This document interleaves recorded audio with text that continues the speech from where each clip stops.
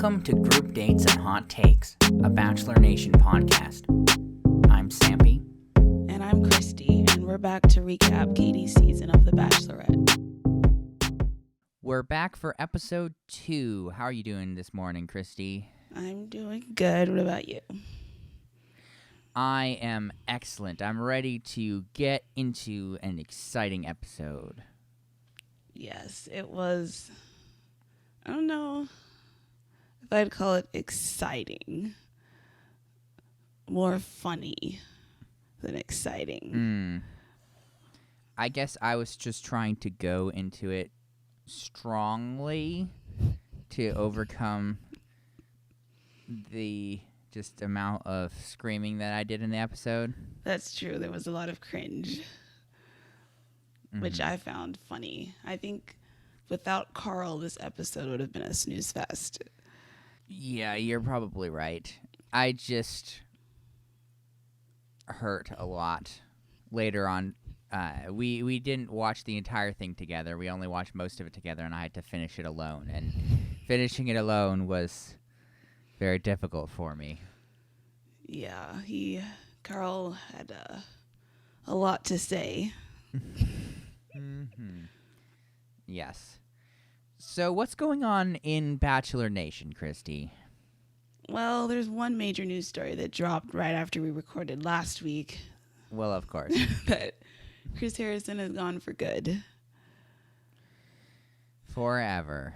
Yes, he threatened to spill show secrets, so they hushed him with about $25 million. I've seen conflicting reports on exactly how much he got, but a good chunk of money. I wish I could get $25 million for not divulging secrets that I know. I know, right? Like,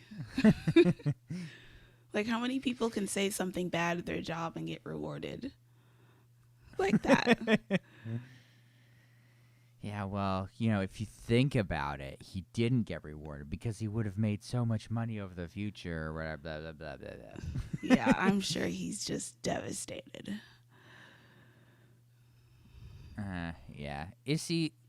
So he's gone completely. So he's not even executive producing or anything. He's just completely gone, bought out. I think so. I don't think he has any further involvement as far as I know. Okay. Even though still on Hulu it lists The Bachelorette starring Chris Harrison. Well, I think they're a little slow on that, but as far as I know, he is gone. And some people are devastated. Yeah, that's pretty funny in my opinion. And I obviously don't have nearly the backstory and history with this show, but in my little bit of experience with it, it just does not seem like he's particularly important. At least like in front of the scenes, right? Because obviously he was executive producing and everything, and so I'm sure he had some amount of influence on the show, and directed the show somewhat to what it was, perhaps. But still, I don't know. I don't totally get why people would be super attached to him when he really didn't do a whole lot of anything. Yeah, I think the people who are more attached are the former contestants, because a whole bunch of them went to his comment section and flooded it with comments like, oh, the show will never be the same without you. I'm devastated. I'm not going to watch anymore. They don't know what they're missing. Just because I guess behind the scenes he interacts with the leads and contestants more than we as the audience see. But still, you'd think he was dying or something the way they reacted. Well, in some ways, he is terminally released from the show. Yeah, maybe that does affect things, that he had more of a relationship with people behind the scenes that we don't get to see. But just as a and I say this as a casual viewer, I don't get the issue. Yeah, it's really not that big of a deal. Oh boy. Well, okay, bye. How about the episode? Episode 2. Well, we see the men moving into the resort, I guess.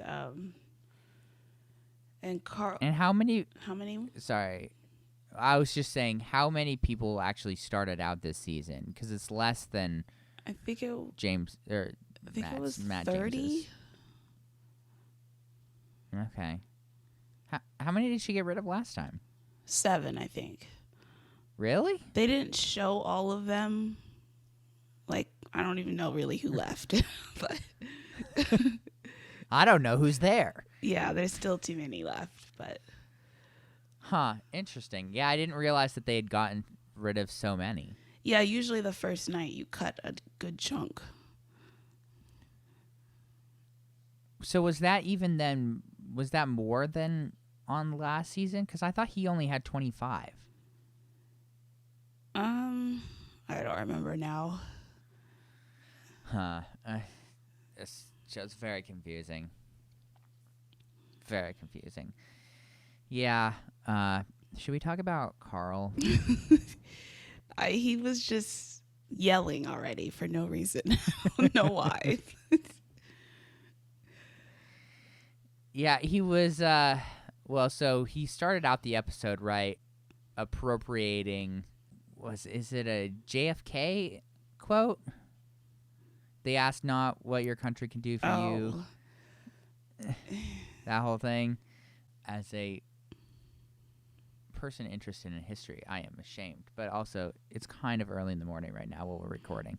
So I'll remember more for sure later. But I believe it was JFK, and he's like, yeah, ask not what the Bachelorette can do for you, but what you can do for the Bachelorette. It's like, what? And he's, like, gesticulating and, like, all this stuff, and everyone's just like, why are you the way that you are? It was very cringe.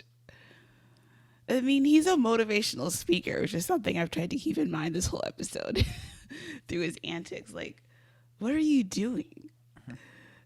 Yeah, I don't get it. It's actually, I'll bring this up now in case I forget later. But at one point in the episode, and of course I don't remember his name, but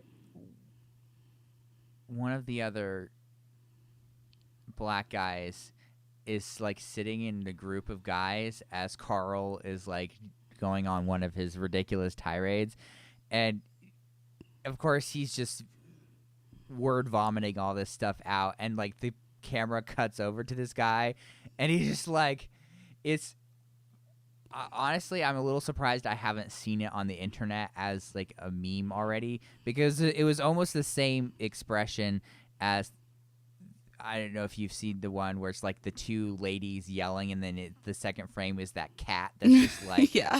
what is going on? And he's just like, he just is so, the look on his face is so funny. He just is so over what's going on. It's just, oh man, yeah. Karl was not Imagine great. having to live with him in that house. Yeah, I would not want to. Not want to whatsoever. So, yeah, I can't talk about Karl too much. I mean, obviously, like, I would imagine, right, they're setting him up as the villain of the season. Yeah, somehow I don't think he's going to last much longer. I mean, I don't either. But for the moment, he's the villain of the season. He seems more of like just like a full character than the villain. Like he's not your typical villain where he's like trying to be mean. He's just so like oblivious and lacking self-awareness that he just okay. Well, and we will talk about this more later as things happen. Oh, it was Trey. Trey was the Oh. one who was all like, what? Yeah. So how about this first group date? Yeah, well, we are continuing the quote unquote sex positive nature of this season.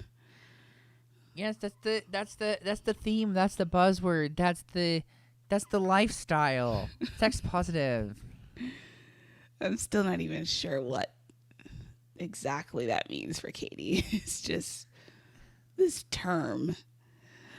But anyway, so we have like the guys walk in and they see like lingerie on the floor, and Well, yeah, because yeah. I was just gonna say like it's this dark room, and there's a bed with I think it was a heart shape made out of roses, and so there are like spotlights on various things. So there's like a spotlight on the rose thing on the bed. There's a little spotlight on like a bra on the floor or whatever.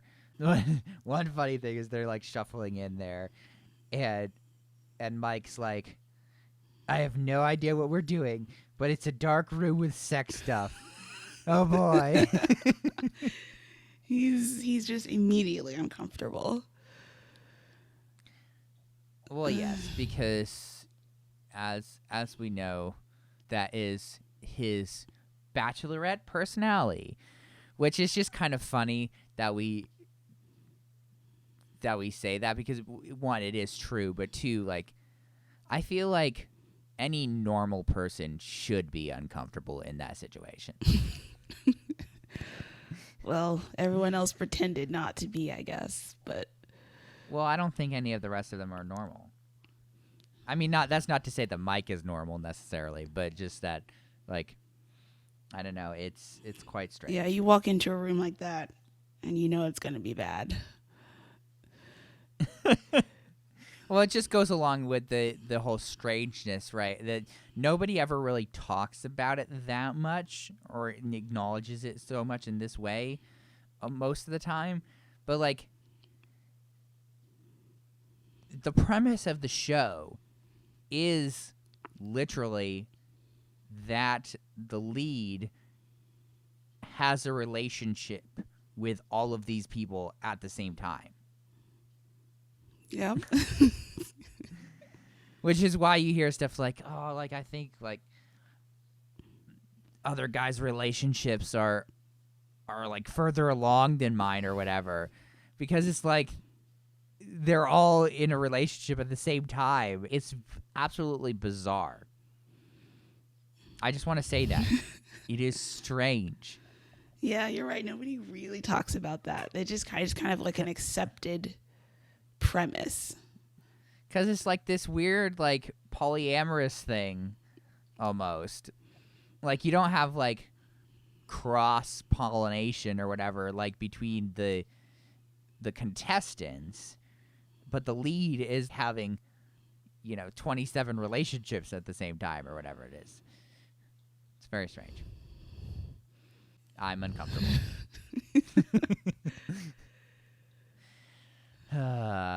Yeah, so We have a celebrity guest. And I just thought this was really funny that like Katie is talking about all her accomplishments, but she's like, most importantly, she's the host of whatever podcast Heather has. Which is like, okay, this whole show is just about promotion. Oh, of course. I mean, I can't say that I've heard of her before necessarily. I think I'd heard her name, but didn't really know who she was. But she's really just there to ask a bunch of sexual questions. Well, yeah, because I guess as a stand-up comedian, her area of expertise for comedy is sex. I guess. So, I don't know. They're like, oh, we got to get somebody sex positive in here. Uh-huh. Yeah. So, let's just, my parents would be so ashamed. But, yes, the premise of this group date is that all the guys in the group date have some time to determine what makes them or is it just like in general the world's greatest lover, or like who would be the best lover for Katie? I forget which of the two that it was. Yeah, like I think after Heather asked them all the questions. Oh yeah. We should probably not. We shouldn't skip that. Yeah. So she was like, they were all like standing in a line, which was a super awkward way to like set this up, anyways.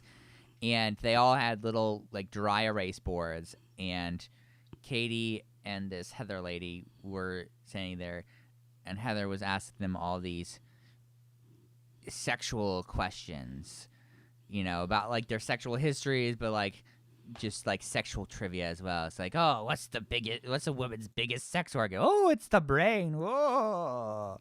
Like, just very strange. Yeah, strange I stuff. didn't the questions were odd and the answers didn't make sense to me.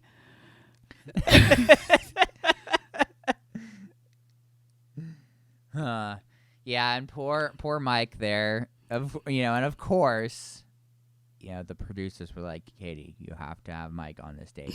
Don't ask why, but he needs to be on this date. He was just putting question marks for every answer on his dry erase board. Well, I mean, like, what are you gonna do when they're asking you like, what's your favorite sexual position, or like, what's the last time you had sex? Like, I just once again baffled why Mike came on this show, and in particular on this season. Like, you had to know you were going to get exploited. Yeah, well, I mean, that's what I keep saying about everybody, but nobody, none of them listen to me, so. No, they all want to be famous, so they will sacrifice their dignity. Oh, yes, for sure. Yeah, poor Mike. All he wants to do is wait for his wife, but it's so difficult when everyone's so sex positive. But so they went then from the questions to, they had some set amount of time to create some sort of presentation or performance about why they would be the best lover. And so then, of course, they had to all perform that, which it was very reminiscent of the whole, like, erotica. Oh, yeah, from last season. Group date. Yeah. Yeah, this was not quite as bad, thankfully. It was still pretty bad. I don't know. The one from last season was just a big yikes in general, but her Victoria's, they just like bleeped I know, out we didn't even all of it. hear most of it. It was just like bleep, bleep, bleep, bleep. Hey, bleep, bleep. Yeah. I mean, it's just and then of course, bring everybody else in to watch. Because of COVID, we can't have a real audience, so it's just your housemates. I don't know if we should talk about this or not. Well, I liked the cat guy. He had like a song. Yeah, which was pretty clever. Yeah. Yeah. I mean, look, I like cat guy. Connor. Yes. He's one of the few that I know his name. Connor. Yeah. We had the guy with the puppets, which is pretty funny. I think that was Trey. The rest of them were, well, you could just imagine what they were like. Yes, we can't say that. We can't say this stuff on a family-friendly podcast, guys. If you want to know, you're gonna have to watch the show. And then we had Karl, who just talked on and on and on and on. Again, it was like this, like, bizarre quasi, like, motivational speech that, like, didn't at all, like, function as any sort of thing that worked at all. Nope, he bombed it. The rest, even the guys were laughing at him like, please stop. Yeah, there was... Who was it in particular? There was one guy in particular who was, like, not a fan. Yeah, I don't know his name, though. I know who you're talking about. Was it Aaron, maybe? No, well, are you thinking of the same guy who fought Cody later on? Yeah. Okay, well, then It wasn't him. I didn't think it was him, but maybe. I thought it was maybe Aaron or Thomas or somebody, but yeah, Trey was not a fan either. I love his facial expression so much. Yeah, it's just like bizarre stuff, like rubbing this banana on like a cardboard cutout of Katie. Is like at one point the one thing I will bring up is at one point I forget even what he was saying. It was just nonsense, but he like flubbed this thing and combined Suffer and Kate because he was trying to say like suffocate or something. Oh, yeah. And he's like suffocate. And everyone else just laughed at him like, it was bad. Just trust us, everyone, that it was very bad. Yeah. I think. Should we talk about Yeah, Mike? I think he was the last one. Decided to bring Katie on stage with him, which is always a good move during these types of presentation things. Mm-hmm. Please continue. Well, everybody wants to know. He like read this like heartfelt kind of thing about wondering what kind of person his wife would be and how he'd wait another 31 years if it meant he could marry her. It was just odd. Well, it was sort of like a love letter to his future wife sort of thing. Yeah, but it was so like personal for someone like Katie who he doesn't know. Like it just felt oddly placed to me. Yeah, well, when you're a virgin on The Bachelorette, put into a sex-positive season in a group date where you have to share why you would be the greatest lover, it drives you to things. I guess. I mean, I don't know what else he could have really done in this situation. It's like, I don't know why I would be the greatest lover, but that's it. That's my presentation. Yeah. So, but yeah, that was fun. He got rewarded for it, which also surprised me. Yeah, but Katie loves vulnerability. True.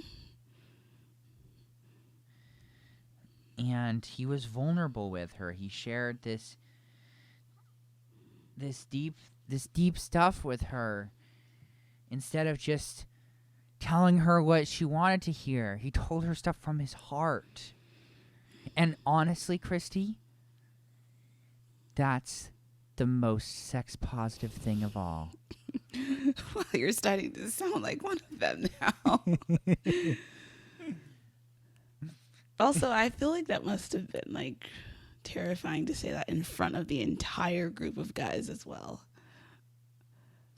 Well, yeah, because there is a certain amount of like stigma in the general culture, which is kind of strange in my opinion.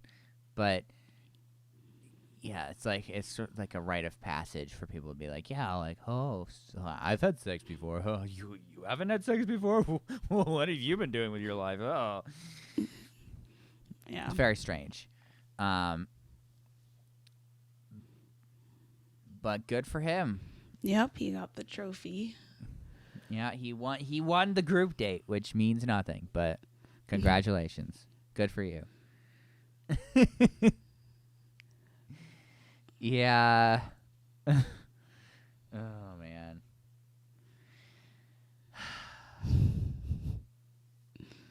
Well, we have the nighttime portion. Yep, always got to have a nighttime portion of your group date. Yep. Connor and Katie did some more making out. Oh, yeah. Yeah, it was pretty funny, that whole thing, because he seemed to be pretty kind of freaking out about their initial sort of interaction, and the fact about the cat costume and the like touching her with cat paws and like all that different stuff, which is just kind of funny. And so he's like, I think I'm gonna need a redo of that just to make sure. Which was kind of funny because they did too. They kissed, of course, because you're on The Bachelorette, you gotta kiss.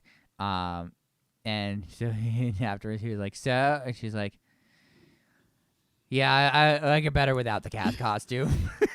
I just find it also really cringy when the two people talk about it, like before and after.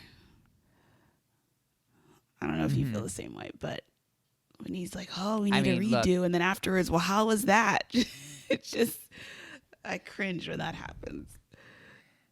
Look, I am always just a massive ball of cringe through the entire episodes, so I don't know if it was necessarily more cringe than I normally am at, but yeah. Yeah, and then Greg. Yeah, he gets the date card for his one-on-one, which was surprising, because normally if you get the first impression rose, you don't get the first one-on-one date after that. So. I don't know. How much influence do producers have? A lot. Well, I guess let's put a pin in that for discussion later, because I have feelings about that. But we should finish the nighttime portion. Yes, she talks to Mike. They didn't show much of that, actually. And then she talks to Karl. And Katie asks him about a previous relationship. He's like, well, we don't really need to get into that. It's just. Well, yeah, he's like we're here for my future relationship or whatever it was he said. Like, wow, way to dodge the question, Karl. It's like, what are you hiding? Well, it's not even necessarily that it's hiding something. It's just, I think, with his personality, but also I think with his motivational speaking thing, and I don't want to make a blanket statement about all motivational speakers, but I am going to make a blanket statement about all motivational speakers. No, it's not about all motivational speakers, but I just feel like motivational speaking can be the sort of thing where you get people who are BSers. Yes. Right? And that's very much I think as a field, it attracts that kind of people. Now, that's not to say that there aren't people who are super inspirational and super just worthwhile to listen to. There are a lot of people out there that are like that. But I think as a sort of quote-unquote profession that can have a lot of visibility and have a lot of sort of sway or influence if you're known to a lot of people as a motivational speaker, I think it does definitely attract the sort of personality that I think that Karl is, which is just somebody who's it's a very brash, sort of full of themselves, BSer. And this was a classic example of that, where he was just let's not talk about my past relationships. Let's talk about my future relationship with you. Eyebrow waggle. Where it's yeah, okay, good for you. You diverted the conversation, but you also avoided an opportunity to have a deep conversation with somebody. Yeah. So congrats, you played yourself. Yeah, very surface level. Yeah. Yeah, so I don't know if you can tell, but I don't particularly like Karl. Yeah, he's very grating. So Katie and Thomas had a convo. I don't remember what they talked about, just that they made out a lot, and he got the rose for that. Well, of course. And of course, Karl was not happy. And I just loved this line of his where he's like, we're going to fix this during the cocktail party. Which, again, goes back to the whole, like, weird, like, motivational speaker type thing where it's like he 100% believes that he can control things and obtain the outcomes that he wants. Yeah. Whereas, like, a normal person would be like, well, I got to try to make a good impression and hopefully, like, make a connection with this woman.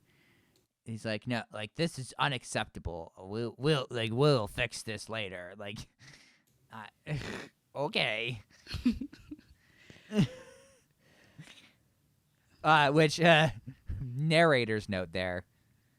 He did not fix it during the cocktail party. That's true. He really made a mess of things.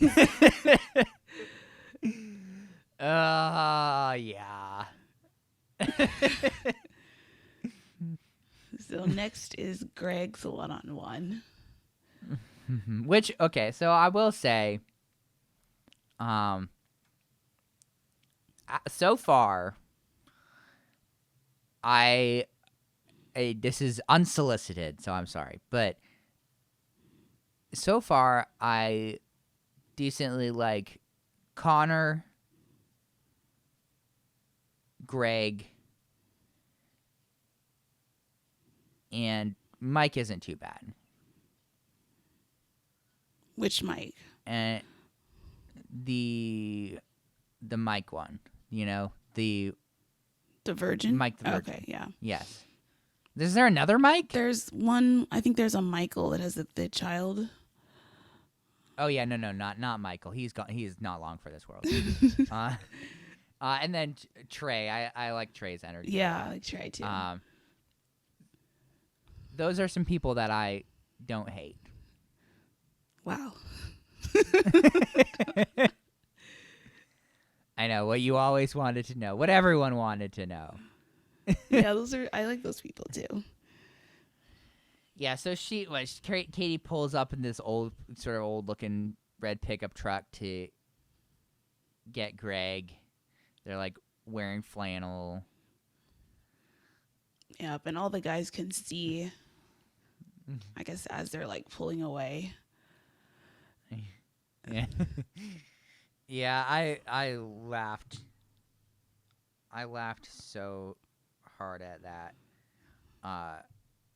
quote. I have no idea who this was because it was just like he showed the group of guys, but they're like all standing there watching this go on, and Katie goes in and hugs Greg. And one of them's like, "Oh, that's a good hug, damn it!" Like, he's so frustrated. It was so funny. Yeah, it really gives you an insight into the mindset of everyone, just analyzing everything that's going on, comparing yourself to other people. Yeah, constant comparison of like, oh, is my relationship progressing? Are other guys' relationships progressed more than mine have? Like this whole thing. I mean, it must be such psychological and emotional torture. Oh, it is there. For sure. Like, why would anybody do that? I don't get it. Yeah, I could not handle that. Yeah, so what did you think about this, like, wilderness camping trip? It was not a lot going on. Like, they brought a tent and attempted to put it up. Which is just kind of funny, because they only were there for, like, a morning and afternoon, right? Yeah, that was probably just to make fun of Greg, who couldn't pitch a tent. So, Yeah, it was probably on the questionnaire for the season. Was like, one of the things was probably like, are you able to set up a tent? And he was like, no. And so they're like, you are going on vacation. And then what I did think was funny was Katie talking about what her dad used to do when they went camping for bathroom. situation where they would just take a bucket, flip it over, punch a hole in it, and then dig a hole in the ground and then put the bucket in the hole to basically create a makeshift toilet. Yeah, I mean, that's the thing that people do. Oh, I had never heard of that before. Oh, my God. Well, you're not the most outdoorsy person. That is true, but still. I mean, it's better than, like, leaning up against a tree to do your business. Yeah, I guess. Slightly more civilized. Christy only uses permanent facilities. No temporary bathroom establishments for Christy. No. Yeah, that's pretty fun. I mean, I'm sure that they did not use that at all. Because he also, like, he didn't even put a good enough hole in it. He literally just, like, smacked the bottom of the bucket with a hatchet. It's literally all that it looks like he you did. could cut yourself on it if you actually sat on it. Well, so he did actually sit on it, but he didn't make a good enough hole to actually use it as a bathroom. No, it was a little rough. Yep. So they sat next to each other, and as he was sitting on the pot, they kissed, because who hasn't wanted to kiss while on the pot? Yeah, that's a Bachelorette first, I have to say. Really? Are you sure? I think so. Huh. Okay, I will believe you. Yeah, so the whole this ended up being a bit of a emotional date for sure. Because for those who haven't watched the episode or won't watch the episode, Katie lost her father. What was it? 2012. And I guess he was a very outdoorsy person, and so he would like take her fishing and do all sorts of outdoorsy stuff. And so this was like what her dad used to do, which I'm sure is exactly why the producers set it up. Yeah. Because then Greg got to emotionally support her there, as she kind of reminisced about her dad and everything. And then, we find out, of course, in the evening then that Greg also lost his father only a couple years ago. And Greg's dad would do outdoorsy fishing stuff with him. Yeah, another reason why he was put on this date. Oh, yes, 100%. But, I mean, I don't necessarily, I don't like it, but I respect it. Yeah, it makes sense. I mean, they get to both bond over that. And it's, it's a little bit of drama, because it's like, oh, is he just going to be like a jerk to her when she's like talking about her dead dad when they're supposed to be on a date? Is she like, how's it all going to go? Yeah. Yeah, I'd say it went well. He got the rose. How terrible would it be if he didn't get the rose after all of that? It's just can't like happen. Actually, I'd like you to go home. I can't have you being a downer. Yeah, anytime contestant shares stuff like that on the date, you just automatically get the rose. That's just how it goes. Huh. Well, that's a cop-out. This is supposed to be cutthroat. Sometimes it is. And then they get fireworks. Usually you see fireworks once per season at least. All the guys in the house can see the fireworks, so they all know what's happening. Yeah, and as I mentioned while we were watching it, like, the fireworks are like less of a thing for the actual date and more of just a psychological warfare thing. Because the guy, and it was kind of funny too, because I was talking about that, and immediately after, one of the guys says exactly where he's like, "Oh man, like I bet they're kissing or whatever," like that sort of thing. Yeah. And it is 100% just psychological warfare on the other contestants, because they have the one-on-one date, and then the producers send up all the fireworks, and so it's just like this big thing in the guy's mind. It's like, oh my goodness, it went really well, and their relationship has progressed so far, and I've just been sitting here in my room all day doing nothing, and their relationship has progressed so much. Yep, and you know. Oh, they're sitting there making out. And I wish I could be there making out. Exactly. Yeah. What a fun time. What a upstanding, moral, and ethical show. It's the best. Yes. So great. So wonderful. Yeah, what did you think about the next group date?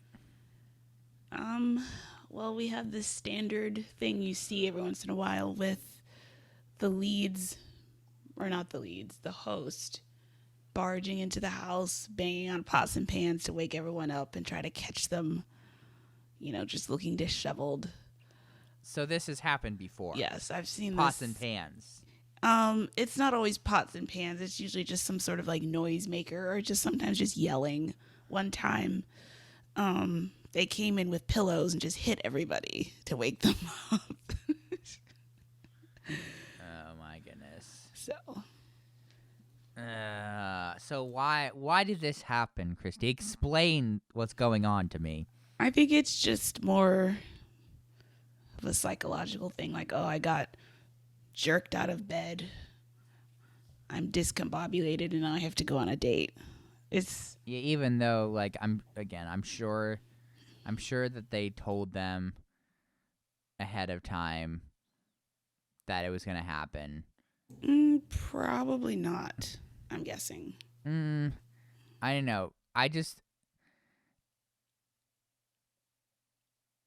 wonder, because none of the guys were naked. You mean completely naked? Well, yes. I would think if you're on a reality show, you might not want to go to bed completely naked. Christy, these people are on The Bachelorette. Their judgment is clearly compromised in a significant way. Still, though, I don't... Christy, you're trying to apply the real-world logic of a normal person who has common sense to people on The Bachelorette. Think about what you're trying to do here. I know, I don't know. It's hard for me to put myself in that space. Yeah, because you're if I was on The Bachelor, I wouldn't sleep naked. Of course you wouldn't, because you're you're a normal person who understands stuff about life. Well, maybe they were told. But yes, but I meant more. Explain to me about this date. Oh, the wrestling part. Yes, all of it. Well, tell the people what they want to hear. I guess everybody shuffles out of the house all groggy, wearing either nothing or just pants. And they're given flannel shirts and jeans and cowboy hats. And they're competing for some sort of wrestling belt. I guess it's the giant golden belt buckle. I had forgotten what the Come on, Christy. little name was. It was so dumb, but oh my goodness. So they pair them off. It was cowboy wrestling. I mean, come on. What more do you need to know? Yeah, even Tasha and Caitlin were everybody was wearing like jean stuff. No, it's Cowboy Day. Because all of them had to be in jeans and like a flannel sort of shirt and cowboy hat. Jeans are the worst possible thing to mud wrestle in, though, because they're gonna be soaked and crusty at the same time. Like, Christy, again, you're trying to apply common sense to a situation in an alternate reality. So they like pair them off. The only one I really paid attention to was the last pair, because of course Cody and Aaron had to wrestle each other, and everyone could tell the vibe was off, and they were like, "Well, yes, because we all know this because there was a super well established storyline in last episode, letting us know that these two had beef." Yeah, and they finally tell us this episode. It's just very backwards, but apparently they know each other from San Diego, where they live. But we still don't really know exactly why they don't like each other, but... No, we don't. But Aaron wins the wrestling contest, which means he gets extra time with Katie, while everybody else takes their mud-soaked, waterlogged jeans home. Well, yes. So I will say. So he won his wrestling match. So I guess how they were doing it was they put them in pairs, and a person won. They had like this like kind of old prospector looking dude with a stringy beard who would hit a little hammer on an anvil every time to start. I forgot about him. Yeah, but so they like would rule who won each individual match, and I guess she just picked from the winners of each one who would get the belt. But yeah, so Aaron got the belt buckle.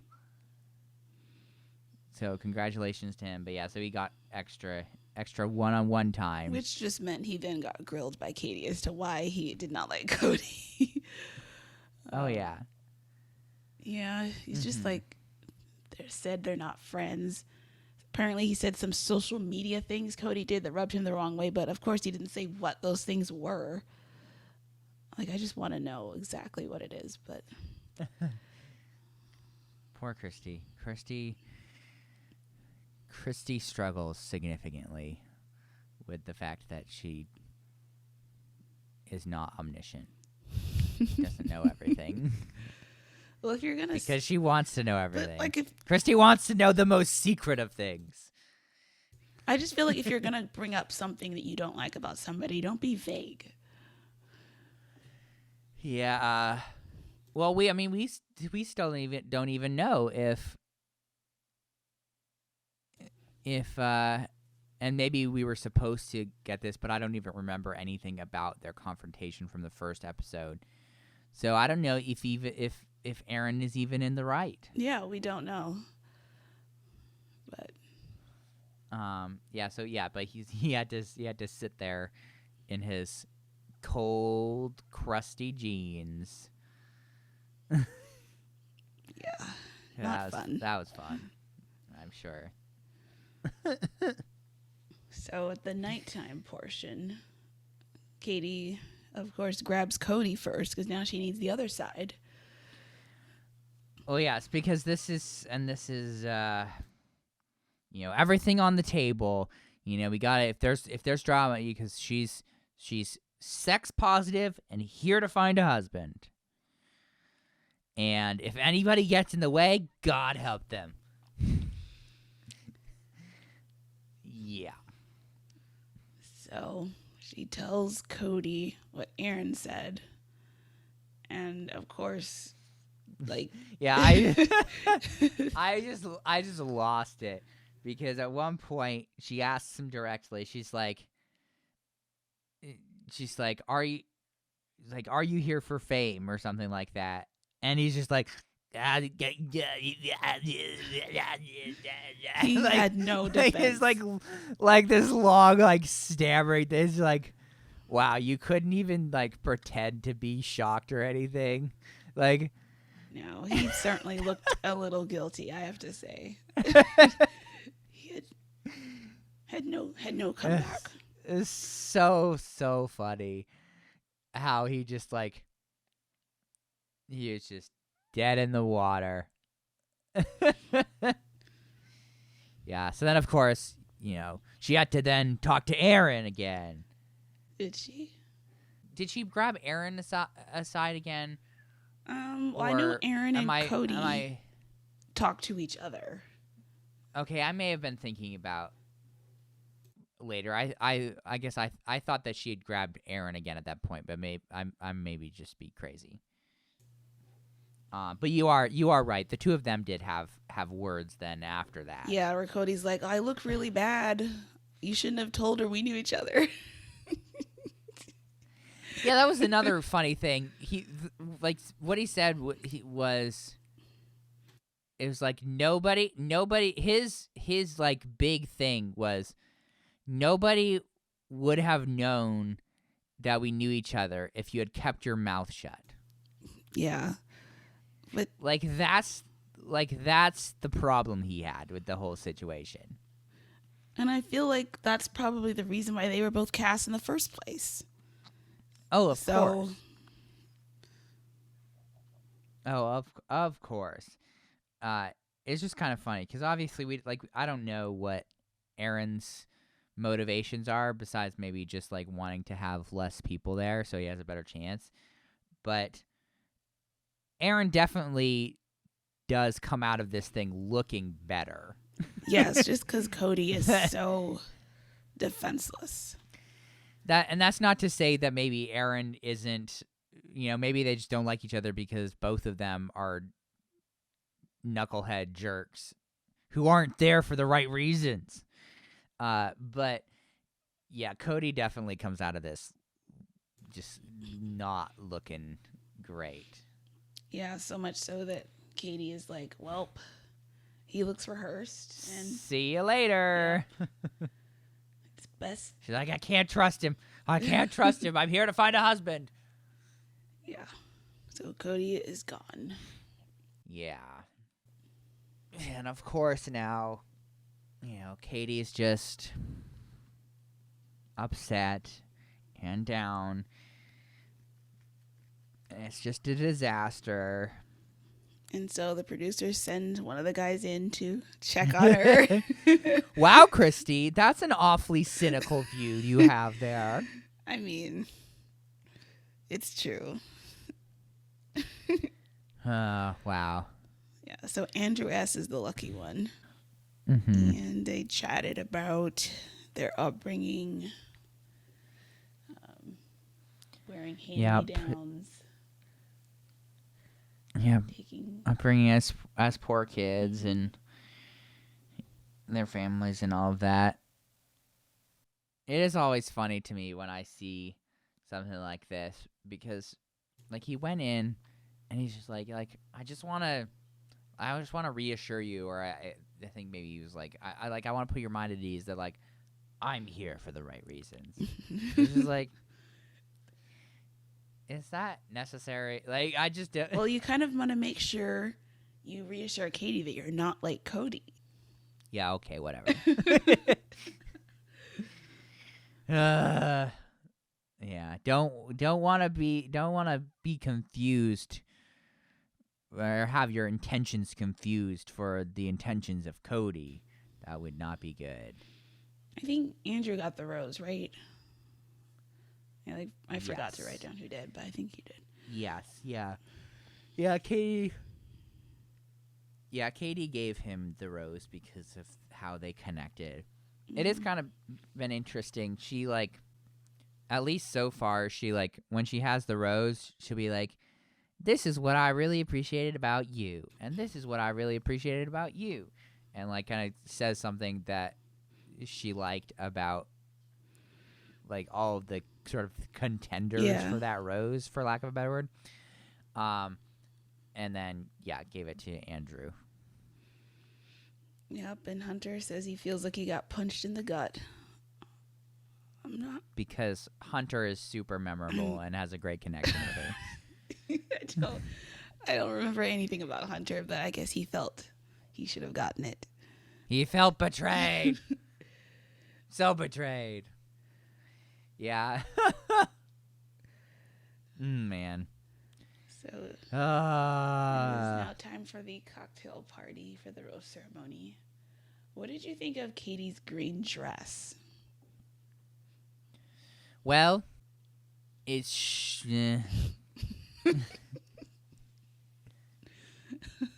I'm sure it's super expensive, but it didn't look it. Yeah, that's actually very accurate. I didn't like it very much. It was very shiny. Almost like Very green, yes, almost very metallic shiny. looking. Yeah, or even like it, and it wasn't sequins or anything like that, but it was very much like one of those materials that's quite metallic, shiny looking. That's almost like sort of like this stretchy type of weird like material almost. Yeah, the dress supposedly is $2,210. So you were right about it being expensive, but not looking it.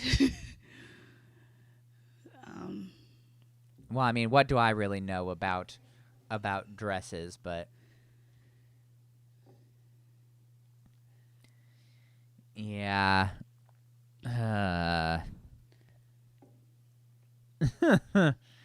yeah. So this is kind of going into some drama.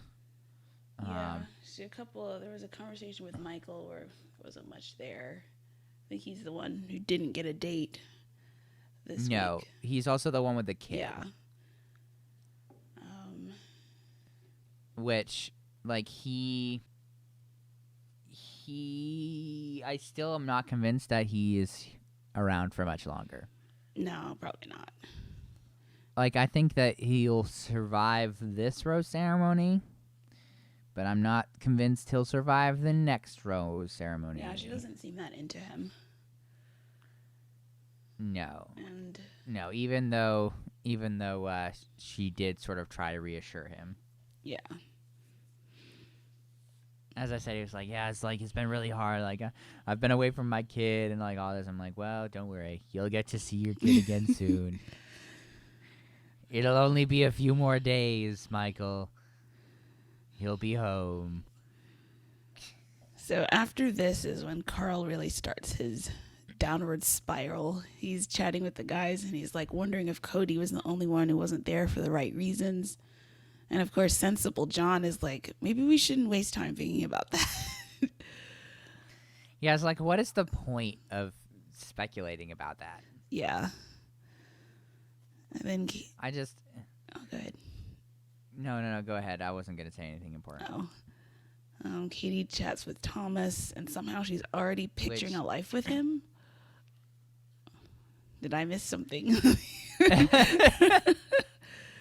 Can I just say, I found this very hilarious because, right, you have certain levels of how people do things, right? So you have people where like who don't have a great connection, like Michael, who's like, "Oh, can I kiss you?"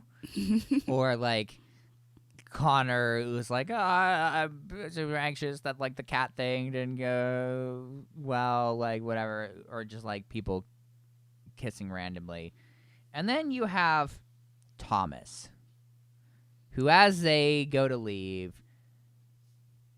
like goes in for like a hug, but also like kisses her on the neck, like super strange. Like it was very much like this slow motion train wreck of like, what does he do? He's like, what is he doing? He's like, oh, I'm gonna hug. Oh wait, but I should kiss her. But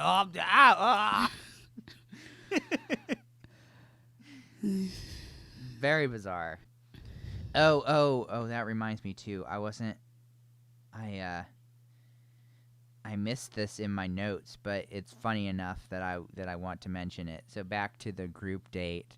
So Aaron got to spend the extra time on the range, as it were, with Katie, and they sent all the rest of the people back, like, in a hay wagon to get cleaned up and everything for the evening portion. But as the guys, so at the beginning of the date, there's sort of this like little 3-foot high sort of barricade fence type thing. So you had this action shot of all these guys jumping nimbly over it or like ducking underneath it, all this stuff. And then as they're all headed to the hay wagon, you see all of them, and like 3/4 of them are just hobbling away like old men toward after the wrestling towards the hay wagon. It's just like, wow, what a change here. Hey, well, they're weighed down by all that mud. Well, it was less that and more just it looked like they were hurting. Yes. Well, they did just finish punching each other, which was funny. No, most of them didn't punch each other, Christy. It was a clean wrestling match, okay? It looked a bit rough to me. Yeah, but still, it wasn't punching. But anyways, back to our regularly scheduled programming here at the rose ceremony. Katie and Karl. Boy, this was a doozy. Yeah, he's an idiot. I say that with no reservation. I can't disagree. He's talking to Katie. He's like, I don't know if everyone is being 100% transparent. There are people here who don't have the best intentions. But I don't want you to stress about that. I want you to stay vigilant. Yeah. I've said all these like terrible things that are vague and with no detail. But like, I don't want you to be stressed out. But like, you need to watch your back. Yeah, I want you to stay vigilant. But I won't tell you any names or specifics. So he gets sent back out. Yes. Right? Oh, but right before that, I hate when people do this. He's like, give me a hug.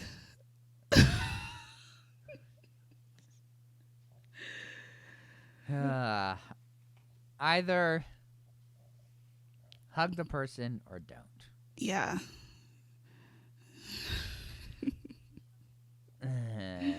Yeah. So he gets sent out, and then she comes storming out because, right, she's sex positive and she's here to find a husband. And so she's like, I thought that like we had dealt with all the drama and like got rid of Cody and everything, but now I'm finding out that like there are more people who aren't here for the right reasons, and like this is like just very like angry and upset. And then she's like, okay, Aaron, I need to talk with you, because at this point he's the only one she trusts. Potentially. Which is kind of funny. I don't know. She didn't seem very happy with him. Well, that may be true as well. But so after she takes Aaron out, all the rest of the guys are like, what just happened? Where's that coming from? Man, Karl looks so guilty. And like, at first he didn't say anything. But then I guess after the guys are still like, what's going on? Karl like raises his hand like real slow. He just like raises it. He's like, I may have said something. Like, it wasn't really anything, but like I may have mentioned a couple things. And of course all the guys are like, just, what is wrong with you? Yes. And Karl's like, oh, I want to give the person the chance to come forward and confess. I don't want to say here what I heard. Ugh, it was just... Yeah, it was just like, how he's like, yeah, like I just told her that like maybe there are people here who weren't being authentic. And like, I heard some stuff circulating. Like, and then the whole thing where he's like I don't want to name any names. I just want to give the person, the bad person, a chance to come forward and confess. But I'm not gonna like put that person on blast, because he said that like multiple times, and so there was multiple moments there where like everyone was like, "You already did that." Yes. This whole thing was so funny to me. I was dying. Just all the guys like ganging up on him, just incredulous, like, what is wrong with you? And there's Karl like, just what? Like, oh, I'm not going to say anything. Yeah, I just like, I don't get him. I really don't. Yeah, this was quite something. I don't think I've ever seen anything quite like this on the show before. Yeah, and of course, Aaron comes back after talking to Katie, and he's just like, "You're an idiot." Yeah. Like, Karl's like, or no, Aaron is like, "That's the dumbest thing you could have possibly done." Well, I mean, it is, because he's like, so he made Katie super upset. He made the guys super upset. He made it so that Katie now like has zero trust in anybody. Mm-hmm. It was so pointless. It was so pointless. Yeah. I have to wonder how much of this was influenced by producers. Because, like, it's possible Karl did hear something. And then the producers were like, oh, maybe you should mention something to Katie. Well, yeah, and look, I don't want to separate the fact or necessarily say that, like, Karl being an idiot is not mutually exclusive with other people not being there for the quote-unquote right reason. Of course. Right, yeah. because right, we did see in the promos from the first episode that, and I don't know who this was, but somebody was like, yeah, like, I'm here for the followers. And I don't know the context for that, but also I know that this is the Bachelorette, and I know that the Bachelor franchise is a terrible swamp of corruption that just cycles people back and forth between the shows, and so it's understandable that somebody would want to come on the show for that, because it's like, what person in their right mind comes on the show to find love? And as we've said before and discussed before, yeah, the show creates an environment where it's incentivizing people to like engage in that behavior, because it's like, well, if I can get on the show and like be memorable enough or like last long enough that I get a decent amount of airtime and make an impression, then who cares what happens? I'm gaining followers. I go home eventually, but like that's not really a big deal, because if I had enough airtime and was memorable enough, maybe I'll get to be a lead in the future, or I'll get shuffled to Bachelor in Paradise, or even potentially like another season of the Bachelorette or whatever. And so yeah, it totally incentivizes that. And so I wouldn't be surprised if he was right, or even necessarily that he heard something that made him think that, but just how he handled it was complete idiocy. Yeah, that's the sort of thing you keep to yourself. Yeah. But no, he had to share with everyone. Mm-hmm. Yep. Yeah, because why not? So that was pretty much the end. Oh boy, what an exciting episode. Yep, we have a cliffhanger. We don't know who will go home. Of course, we're again, we are off schedule. I know, I hate when they do this. Just end the episode with a rose ceremony. It's not that hard. But Christy, they would have had to cut out shots of shirtless guys. Oh, you can't do that. I guess not. I will say though, and I was kind of sad that we didn't watch the end of the episode together, because I laughed pretty hard about this with the end tag when they're talking about. Katie was talking with Connor and saying how she has a total fear of needles, because it kind of segued from talking about tattoos because they were like drawing a picture of each other or whatever. And she doesn't like tattoo, like she doesn't have any tattoos because she's deathly afraid of needles.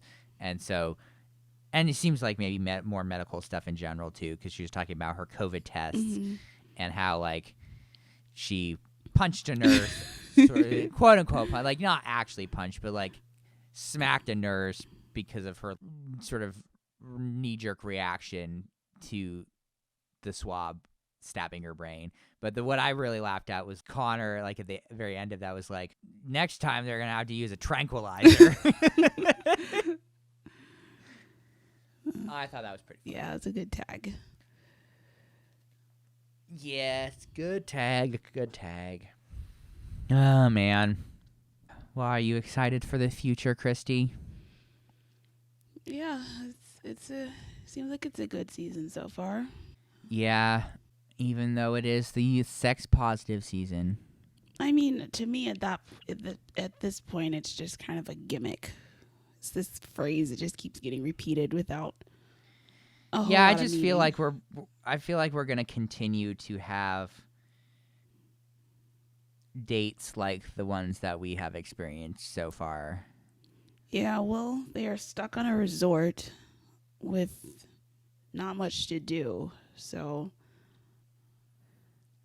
I just feel like the dates are kind of a bit lame. I mean, we've kind of seen that with Matt's season and then the Claire and Tayshia season as well. There's just not a lot going on. There are so many amenities. Okay, come on. There's got to be something they could do. Well, hopefully we'll see something more exciting than mud wrestling and Yep. Yes, mud wrestling and why I am the greatest lover presentations. Do we have a kiss count for this episode? Regrettably, yes. It is 8. Okay, it's respectable. That's not respectable. That's just ridiculous. I don't know. I actually thought the number might have been higher, but I'm sure we will ramp up as the season goes along. Look, we're already well ahead of Matt's. Well, actually, no, that's not true. That's a lie. That is a dirty, rotten lie. There were 11 kisses in the second episode last season. So I take that back, everyone. I was wrong. Well, I think that's it, Christy. I think we have talked about everything there is to talk about. Yeah, I think so. The entire universe. This has been Group Dates and Hot Takes, a Bachelor Nation podcast. I'm Sampy. And I'm Christy. We'll talk to you next week.